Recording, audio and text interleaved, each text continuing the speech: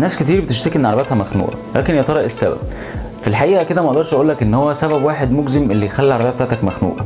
وانا مؤمن الوزير، والنهارده جاي لكم في الفيديو ده اشهر 5 اسباب تخلي العربيه بتاعتك مخنوقه وتحس ان ادائها كده ضعيف وانها ما بتسحبش. قبل ما نبدا الفيديو بتاع النهارده زي ما احنا متعودين، لو انتوا اول مره تتفرجوا عليا اعملوا سبسكرايب للقناه بتاعتي ولايك وشير للفيديو عشان يوصل الفيديو لناس كتير. ويلا بينا نعرف ايه هي اشهر الاسباب دي. في الاول كده خلينا نعرف يعني ايه اصلا مفهوم ان العربيه مخنوقه. ان العربيه مخنوقه ده تلاقي ان انت لما بتدوس بنزين على العربيه بتاعتك فهتلاقي ان العربيه الار بي ام بيعلى، ولكن عداد السرعه زي ما هو، او بمعنى ان العربيه ما بتستجيبش لدوستك. فده كده معناه ان العربيه مخنوقه. وخليني ما اطولش عليكم قوي واقول لكم ايه هي اشهر 5 اسباب تخلي العربيه بتاعتك مخنوقه.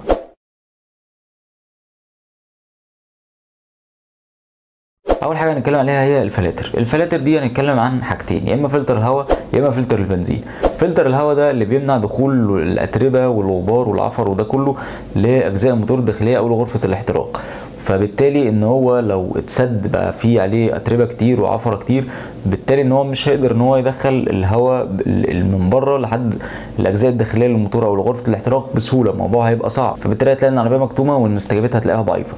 وبرده نفس المبدا مع الفلتر بتاع البنزين. فلتر البنزين بينقي البنزين من الشوايب اللي موجوده فيه عشان يمنع دخول اي شوايب واي حاجه مضره لغرفه الاحتراق. برده نفس المبدا مع فلتر الهواء.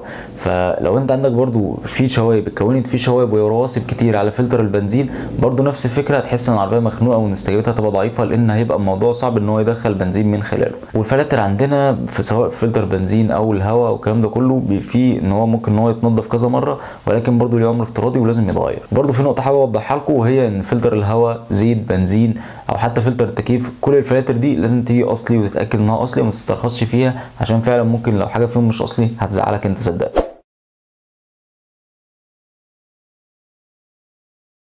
تاني حاجه عندنا وهي البوجيهات. البوجيهات ببساطه هي شمعات الاحتراق زي ما احنا عارفين، اللي هي بتدي الشراره وبتشعل خليط الوقود الهواء والوقود اللي بيبقى موجود داخل غرفه الاحتراق. ببساطه كده ان البوجيه ده لو مش سليم او ان حالته مش كويسه هياثر معاك على العربيه ويغير معاك حاله العربيه 180 درجه.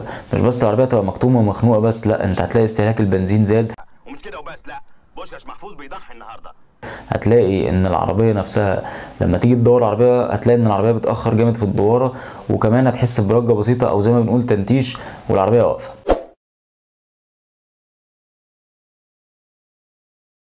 تالت حاجه عندنا وهي البنزين. بديهيا كده ان البنزين بتاع العربيه لو انت حطيت بنزين مش كويس او بنزين رديء او مش مناسب للعربيه بتاعتك، برضو هتلاقي ان العربيه ادائها متاثر تماما وهيأثر بشكل واضح ومباشر على العربيه دي. فالحل عندنا ان انت طبعا تحط البنزين المناسب للعربيه بتاعتك، وتتاكد من ان البنزين اللي انت بتحطه من البنزينه دي انها بنزينه كويسه، مش من البنزينات عديمه الضمير اللي بتغش البنزين.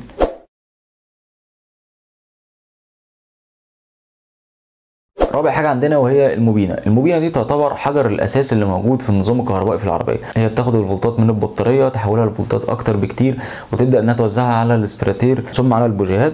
فبالتالي هي حجر الاساس في الموضوع ده كله، وفي يعني في نقطه الاشعال في العربيه. فطبعا لو الموبينه مش مظبوطه هتحس ان العربيه برده حالتها متبرجله، هتلاقي ان العربيه مهما ان انت تدوس هتلاقي العربيه بتمشي معاك بصعوبه شديده اساسا. وبرده لو الموبينه مش مظبوطه هتزود معاك استهلاك البنزين بسرعه واضحه وكبيره جدا.